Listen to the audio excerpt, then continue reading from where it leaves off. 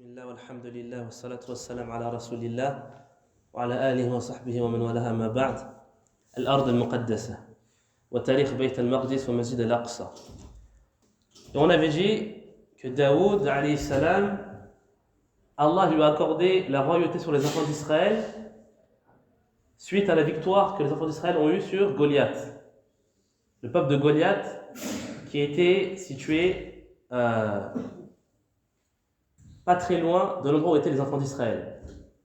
On avait mentionné l'histoire hier, en résumé, où Allah Azza wa Jalla nous mentionne ce qui s'est passé quand les enfants d'Israël ils ont dit à leur prophète Ib'ath lana malika, envoie-nous un roi, nuqatil fi sabilillah, afin que nous combattions dans le sentier d'Allah.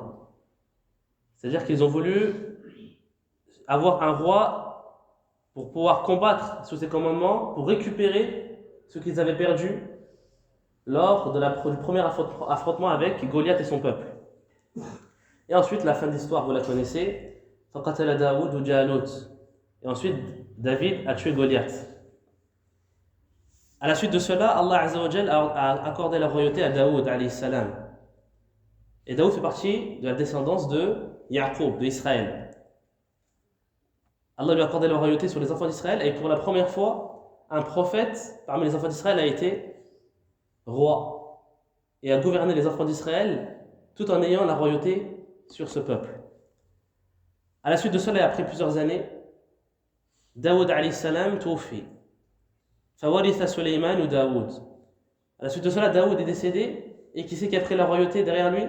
Suleyman alayhi salam.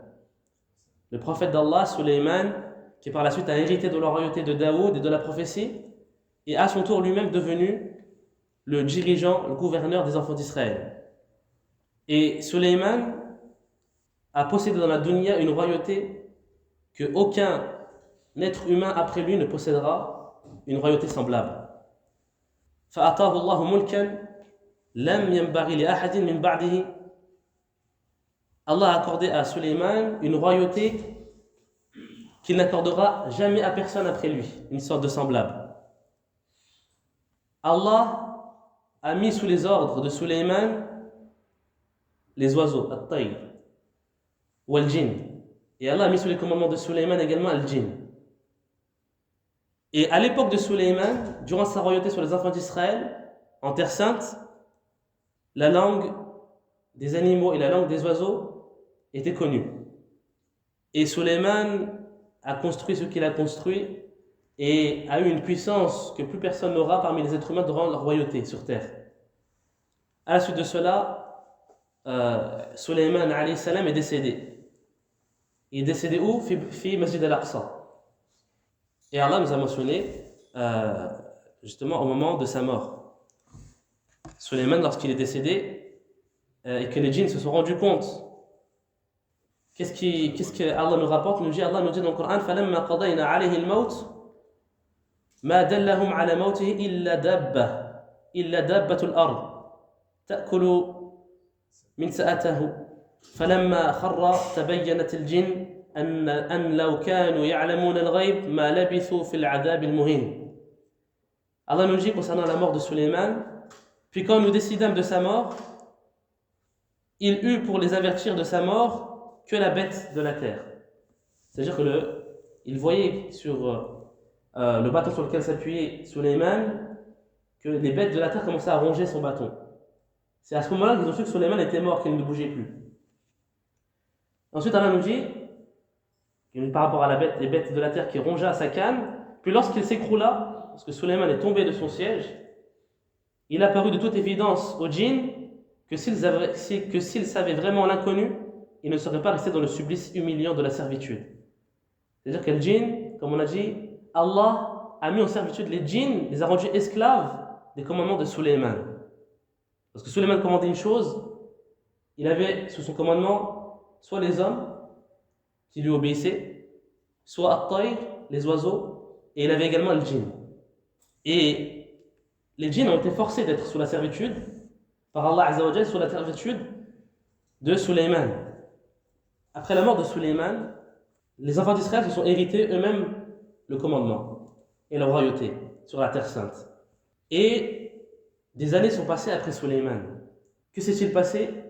Les enfants d'Israël se sont divisés. Un groupe, non, avant ça, avant la mort de Sulayman, il y a eu un événement qui concerne le Masjid al-Aqsa. C'est que Sulayman jaddada bina al-Masjid. Il a reconstruit les fondements de Masjid al-Aqsa.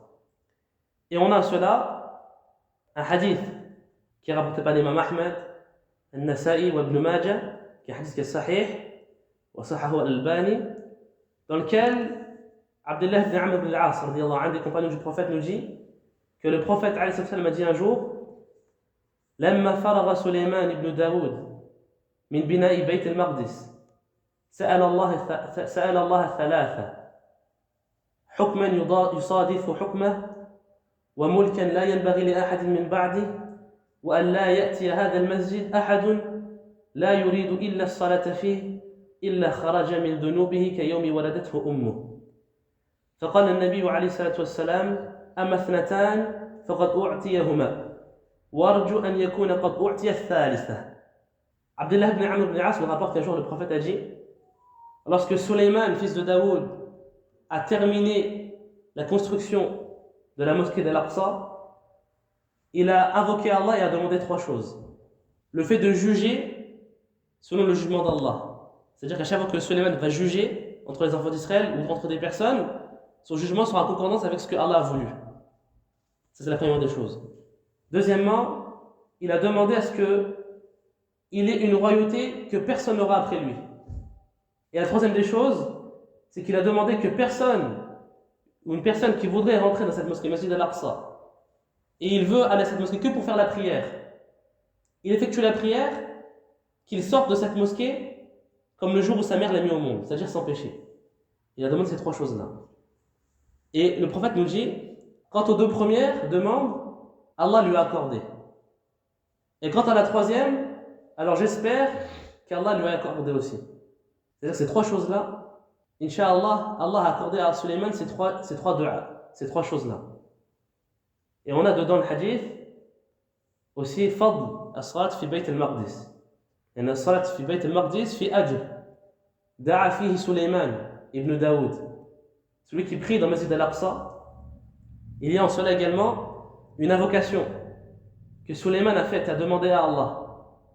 Que celui qui vient prier dans le Masjid al-Aqsa, uniquement, il n'a pas d'autre objectif que de prier. Lorsqu'il en sortira, Sulayman a fait dua et a demandé à Allah que lorsqu'il sortira de Masjid al-Aqsa, qu'il sorte comme s'il revenait de sortir du ventre de sa mère, c'est-à-dire sans péché. Et le prophète a dit, j'espère quant au troisième que Allah lui a accordé. Ça c'est concernant Masjid al-Aqsa. Là on a vu déjà plusieurs prophètes qui ont eu un lien avec Al-Ard al-Muqaddasa, la terre sainte et la terre sacrée. On a dit Adam. Ensuite, on est passé par Ibrahim et ses enfants. Ishaq, Yaqub, Yusuf, yani Abna Yaqub, Banu Israël, وبعد ذلك موسى وهارون والآن داود عليه السلام وسليمان كلهم في الأرض المقدسة. Tous ces prophètes-là étaient dans la terre sainte. Et donc là, on arrive maintenant à l'époque de après Sulayman. Qu'est-ce qui s'est passé? Après la royauté de Sulayman, alayhi salam, صار انقسام بين بني إسرائيل. Il y a eu une division au sein des enfants d'Israël. Les enfants d'Israël se sont divisés en deux groupes. Il y a eu une partie des enfants d'Israël qui est partie dans le nord du territoire, qu'ils avaient sous le règne de Sulayman. Une partie est partie au nord et une partie est restée au sud. Les enfants d'Israël qui sont partis au nord, ils ont appelé leur territoire Mamlakatu Israël, le royaume d'Israël. Et ils avaient pour capitale Nablus. Al-Muhim, c'est une ville qui est présente au nord de Palestine, au nord de la Palestine. Et donc, les enfants d'Israël, une partie d'entre eux a pris en territoire le nord du territoire qu'ils avaient sous le règne de Sulayman. Et ils ont appelé ce territoire Al-Mamlakatu Israël, le royaume d'Israël. Ils avaient pour capitale Nablus. Et ceux qui étaient au sud, les enfants d'Israël qui sont restés avec ceux qui étaient au sud, ils avaient pris pour capitale Al-Quds, Jérusalem, wa Bayt al-Maqdis. Et ils ont appelé leur territoire Mamlakatu Yahuda, le royaume de Juda. Et durant des années, les enfants d'Israël se sont combattus les uns les autres. C'est-à-dire que les enfants d'Israël qui étaient dans le royaume d'Israël rentraient en guerre durant des années avec ceux qui étaient au sud, le royaume de Juda. Et tous font partie de la même lignée. Et tous font partie de ceux qui sont héréditaires du royaume de Sulayman. Ils font partie des enfants d'Israël. Et donc ils se sont combattus pendant des années. Jusqu'à ce qu'arrive un ennemi de l'extérieur, qui les a avilis tous. Le fait que les enfants d'Israël ici se sont fait humilier une autre fois encore par un autre peuple de l'extérieur, ici Allah nous mentionne cela dans le Coran. Quand Allah nous dit dans Surat Al-Isra, وَقَضَيْنَا إِلَى بَنِي إِسْرَائِيلَ فِي الْكِتَابِ لَتُفْسِدُنَّ فِي الْأَرْضِ مَرَّتَيْنِ وَلَتَعْلُنَّ عُلُوًّا كَبِيرًا. Allah avait prescrit et avait déjà annoncé aux enfants d'Israël qu'ils allaient transgresser 2 fois sur terre. Allah nous dit dans Surat Al-Isra, nous avions décrété pour les enfants d'Israël et annoncé dans le livre, par 2 fois, vous sèmerez la corruption sur terre et vous allez transgresser d'une façon excessive. Et ensuite, Allah a mentionné, quand vous allez transgresser une première fois, qu'est-ce qui va se passer? Et quand vous allez transgresser la deuxième fois, qu'est-ce qui va se passer? Et tout ça, c'est dans Surat Al-Isra. Ensuite, Allah nous dit, فَإِذَا جَاءَ وَعْدُ أُولَاهُمَا بَعَثْنَا عَلَيْكُمْ عِبَادًا لَنَا أُولِي بَأْسٍ شَدِيدٍ فَجَاسُوا خِلَالَ الدِّيَارِ وَكَانَ وَعْدًا مَفْعُولًا. Lorsque vint l'accomplissement de la première de ces 2 transgressions, nous envoyâmes contre vous, c'est-à-dire les enfants d'Israël, certains de nos serviteurs doués d'une force terrible, qui pénétrèrent à l'intérieur des demeures, et la prédiction fut accomplie. Et cela est arrivé, les savants le mentionnent, c'est le moment où Goliath a humilié les enfants d'Israël. Au moment où Goliath et son peuple sont partis combattre les enfants d'Israël, et ils ont ravagé le territoire des enfants d'Israël. Ça a été la première annonce dont Allah avait mis en garde les enfants d'Israël, qu'ils avaient transgressé 2 fois. Et ensuite, vous connaissez l'histoire, on a dit ensuite, à la suite de cela, c'est passé ce qui s'est passé, et Daoud alayhi salam qatala Jalut, et Daoud a tué Goliath. Ensuite, ils ont vécu de belles années avec la royauté de Daoud alayhi salam, ensuite avec la royauté de Sulayman. Et ensuite, après quelques années, est venue la deuxième transgression. Au moment où les enfants d'Israël se sont tués les uns les autres, et se sont combattus les uns les autres pour des questions de territoire et de royauté. Et à ce moment-là, qu'est-ce qui s'est passé? Lorsqu'ils ont transgressé une deuxième fois, Allah nous mentionne dans le Coran, il nous dit فَإِذَا جَاءَ وَعْدُ الْآخِرَةِ لِيَسُوءُوا وُجُوهَكُمْ وَلِيَدْخُلُوا الْمَسْجِدَ كَمَا دَخَلُوهُ أَوَّلَ مَرَّةٍ وَلِيَتَبِّرُوا مَا عَلَوْا تَتْبِيرًا. Allah nous dit, puis quand vint la dernière transgression, ce fut pour qu'ils affligent vos visages et entrent dans la mosquée comme ils y étaient entrés la première fois, et pour qu'ils détruisent complètement ce dont ils se sont emparés. C'est-à-dire que ici Allah a annoncé que lorsqu'ils allaient transgresser une deuxième fois, il y aurait un autre peuple puissant qui allait encore une deuxième fois rentrer dans le masjid. Ici le masjid c'est quoi? Qui est mentionné dans le Coran, c'est le masjid al-Aqsa. Allah a annoncé qu'ils allaient rentrer une deuxième fois, un autre peuple allait rentrer avec une force terrible dans le masjid al-Aqsa, et allait une deuxième fois ravager le territoire des enfants d'Israël, et allait humilier les enfants d'Israël. Et donc là, on est à cette époque-là. C'est ce qui s'est passé. Quand on a dit que les enfants d'Israël sont divisés, كانت مملكة إسرائيل في الشمال وفي الجنوب مملكة يهوذا فجاء عدو من الخارج من هو؟ هو نبوخذ نصر أحد ملوك بابل. Ensuite est venu un ennemi de l'extérieur du territoire des enfants d'Israël. Qui était-il? Il l'appelle Nabuchodonosor, le deuxième du nom, qui était un des rois de l'empire de Babylone, qui était situé en Irak. Et ce roi-là est venu conquérir le royaume des enfants d'Israël. Et donc, il est rentré dans le Quds, Jérusalem, et a ravagé le territoire des enfants d'Israël, et parmi cela également a ravagé la mosquée d'Al-Aqsa. Ensuite, Allah nous mentionne et nous dit Asa rabbukum an yarhamakum wa in 'udtum 'udna wa ja'alna jahannama lil kafirin hasira. Et Allah a dit, il se peut que votre Seigneur vous fasse miséricorde, c'est-à-dire aux enfants d'Israël. Et si jamais vous recommencez, vous transgresserez une deuxième fois, une troisième fois, alors nous recommencerons également. Et après Allah nous dit, nous avons fait de l'enfer un refuge pour les mécréants. Du territoire de Babylone qui était un empire qui a connu sa souveraineté à cette époque-là, sous le règne de Nabuchodonosor II, Nabuchodonosor. Et donc la Terre Sainte, Al-Ard al-Muqaddasa, était sous le jugement et le règne justement de les Babyloniens. Jusqu'à que viennent les Perses. Pendant plusieurs années, ils sont restés ainsi. Et ensuite est venu Al-Furs, les Perses, qui étaient sous le commandement de Quraysh. En français, Cyrus II, qui était situé un peu plus à côté de l'Irak et de l'ancien territoire de Babylone. L'Empire perse a étendu son territoire jusqu'à Jérusalem. Et à ce moment-là, ils ont pris le contrôle de la Terre Sainte. Et c'est à cette époque-là également que Cyrus II, le dirigeant des Perses, a autorisé les enfants d'Israël de retourner à Jérusalem. Et donc certains des enfants d'Israël sont revenus après avoir été chassés après la défaite qu'ils ont subie avec les Babyloniens. Le commandant perse a autorisé à certains enfants d'Israël de revenir à Jérusalem. Après des années, les Perses ont perdu le contrôle de la Terre Sainte. Et qui c'est qui l'a pris? El-Yunaniyun, les Grecs. Ensuite, les Grecs ont pris le territoire de la Terre Sainte et de la Terre sacrée. Après plusieurs années, qu'est-ce qui s'est passé? Est arrivé à Rome, les Romains. Les Romains qui ont étendu leur territoire jusqu'à Constantinople, c'est-à-dire Istanbul aujourd'hui, et ensuite est venu jusqu'à étendre son territoire à la Terre Sainte, jusqu'à Jérusalem. Et donc ils ont pris le contrôle et l'autorité sur Al-Ard al-Muqaddasa, sur la Terre Sainte. Et à Rome, les Romains, qui sont en réalité les prédécesseurs des Occidentaux aujourd'hui. Le territoire des Romains s'est étendu vraiment très largement, jusqu'à ce qu'ils prennent le contrôle, comme on a dit, de la Terre Sainte. Et les Romains, leur religion n'était pas le christianisme à cette époque-là, mais ils étaient dans l'adoration des statues. C'est-à-dire les Européens, l'Europe de manière générale, avant de devenir chrétienne, leur religion c'était quoi? Al-Wathaniya, Diyana Wathaniya. Une religion d'idoles, où ils adoraient des statues. Lorsque les Romains ont pris le contrôle de Jérusalem et de la Terre Sainte, on est à peu près chronologiquement 60 ans avant la naissance de Isa ibn Maryam. C'est tout sana qabla milad Isa ibn Maryam.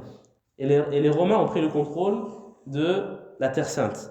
Et donc à cette époque-là, qui y avait-il parmi les prophètes, parmi les enfants d'Israël? Il y avait à cette époque-là Zacharia, ou Maryam et Yahya. À cette époque-là, avant la naissance de Isa ibn Maryam, il y avait les enfants d'Israël qui étaient justement en Terre Sainte, mais sous contrôle des Romains, et il y avait des prophètes qui étaient présents. Parmi lesquels Zacharia, dont Allah mentionne son histoire dans le Coran, et on avait également, à la suite de cela, Yahya.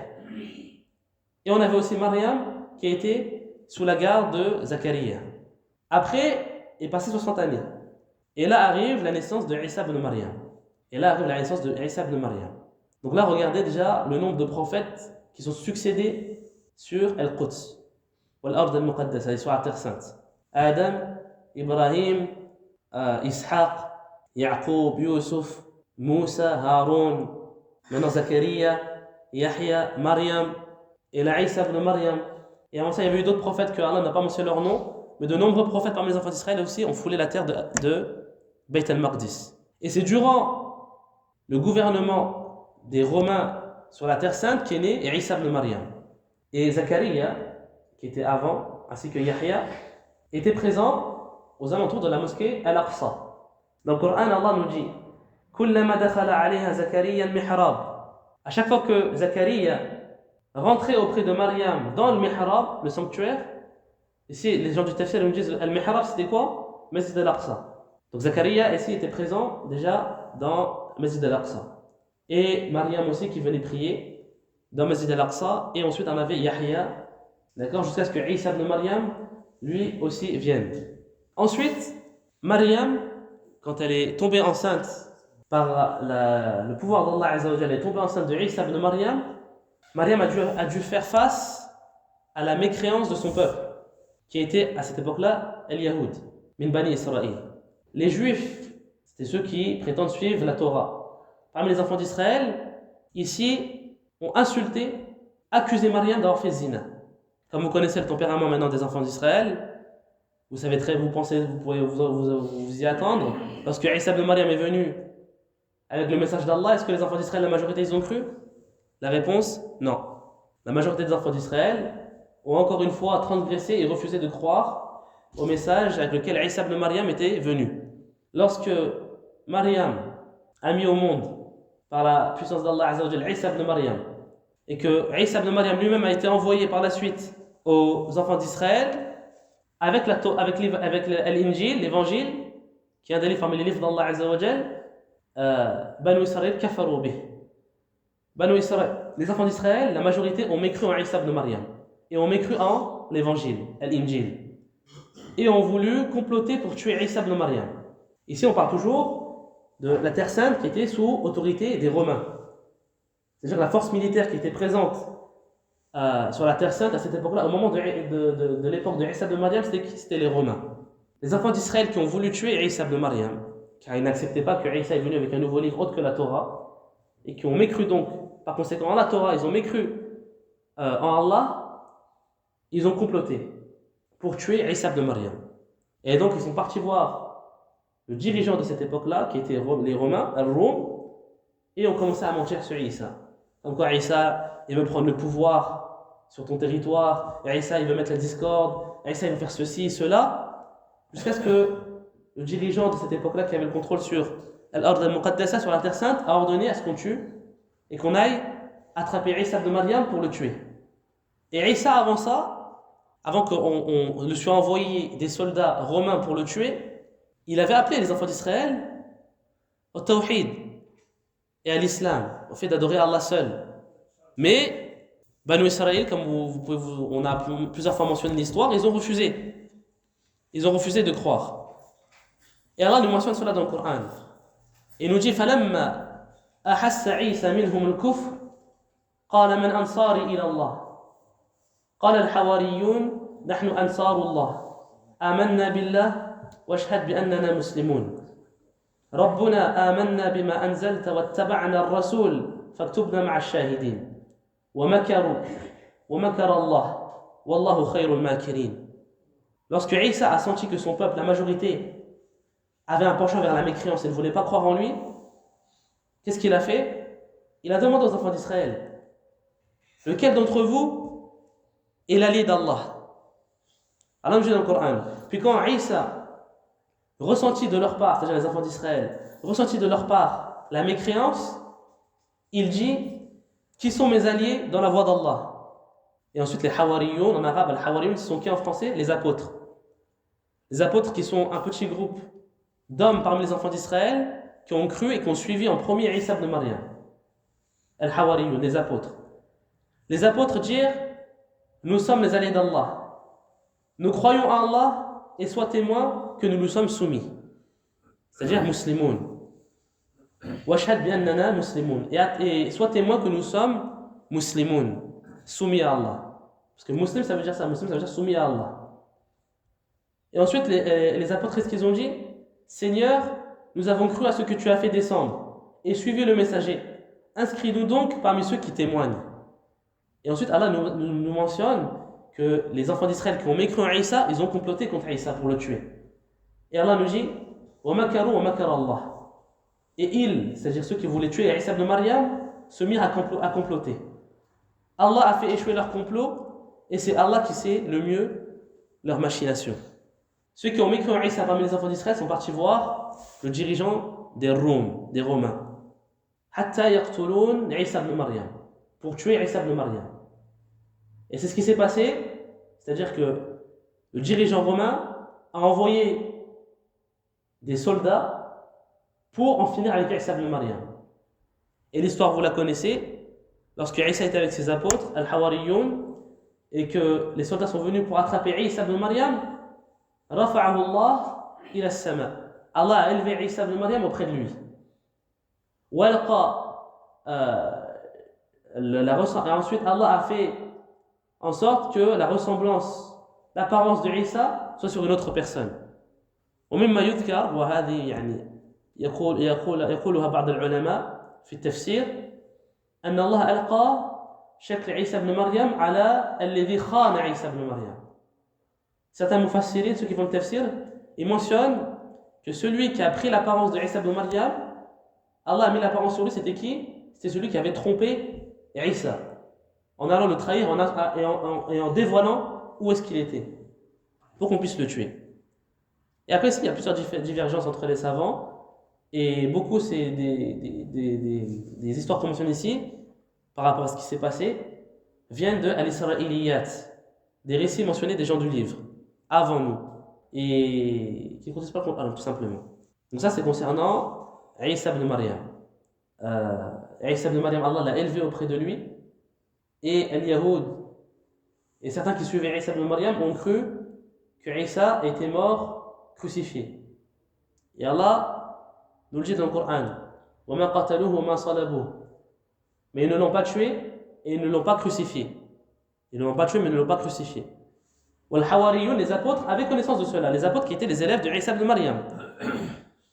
Et ce sont eux qui étaient chargés, ce sont eux qui ont transmis la véritable religion de Isa ibn Maryam, qui est l'islam, le fait d'adorer Allah seul. Donc les Hawariyun, ceux qui ont propagé les enseignements de Isa ibn Maryam, ils ont propagé le fait que Isa n'est pas mort, crucifié, mais que Isa, Allah l'a élevé. Et ensuite l'histoire des chrétiens, elle est longue.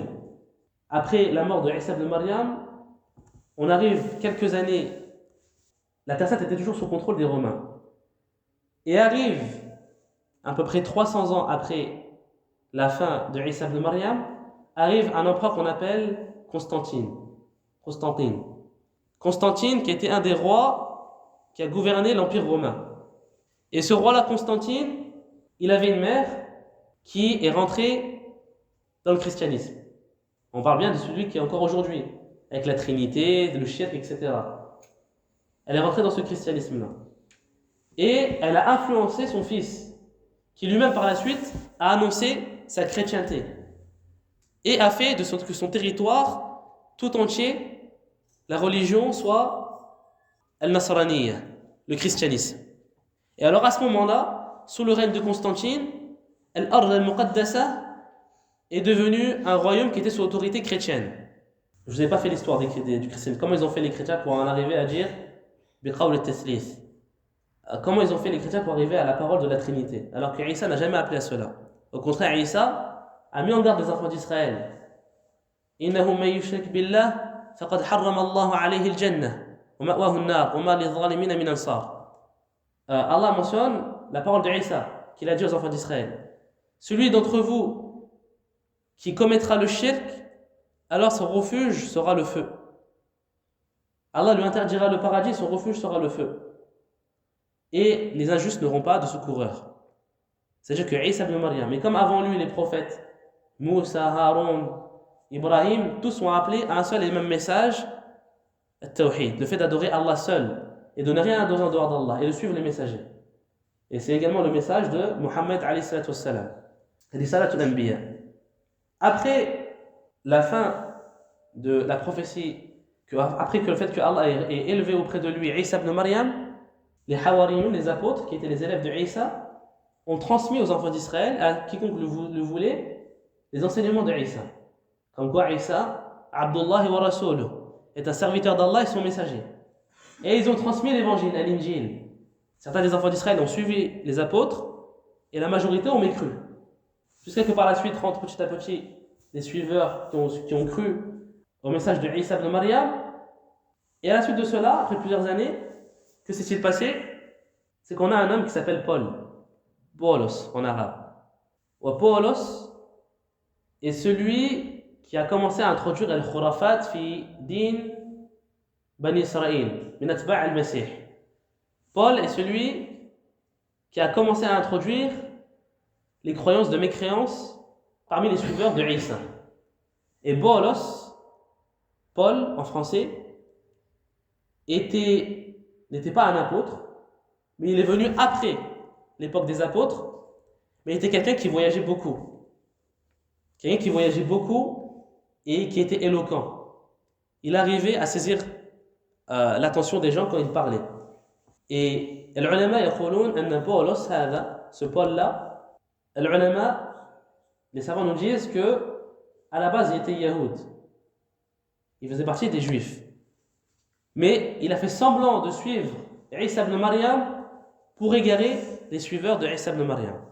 Et de là, il a commencé à faire rentrer la mécréance parmi les disciples, parmi les suiveurs de Isa ibn Maryam. Et de là, on commençait à avoir les premières personnes qui prétendaient que Isa était le fils d'Allah. Après cela, se sont écoulées les années, les suiveurs, ceux qui prétendaient suivre Isa ibn Maryam se sont divisés en plusieurs groupes. On avait le groupe de ceux qui disaient que Isa, Abdullah wa Rasuluh, était le serviteur d'Allah et son messager. On a eu un groupe qui disait non, Isa ibn Allah, Isa est le fils d'Allah.